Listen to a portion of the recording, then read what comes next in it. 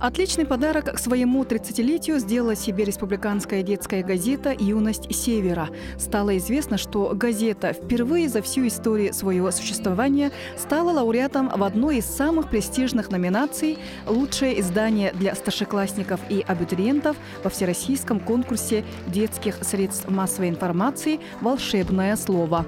Награды изданиям вручали в детском центре «Орленок» Краснодарского края. Организаторы решили объединить и федеральные издания, и региональные издания. Они состязались в общем конкурсе, то есть в общем конкурсе. Конкурс проходил в 8 номинациях. И вот одной из номинаций, как я уже сказала, лучшая газета для старшеклассников и абитуриентов получила наша газета «Юность Севера». Ну, эта победа стала символична для нас, так как в этом году редакция газеты «Юность Севера» отмечает 30 лет со дня первого выхода номера. Вот. И получилось, что мы сами себе сделали такой подарок. Газета «Юность Севера» и «Кескиль» – единственные государственные детские издания на северо-востоке нашей страны.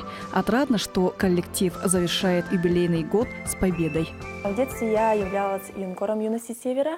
Сейчас уже 2 года работаю собственным корреспондентом уже родной газеты. В основном я пишу на тему спорта в рубрике «Тайм-аут» и для подростков в рубрике «Мое поколение». Работа детского журналиста, она очень ответственная, мне кажется, потому что через твои тексты ребенок как бы узнает новое, познает для себя, может даже найти свой жизненный путь, можно сказать. Газета «Юность Севера» выходит еженедельно на 16 полосах. Газету читают и выписывают юные якутяне во всех уголках республики. Наталья Колесова, Андрей Лазарев. Новый день.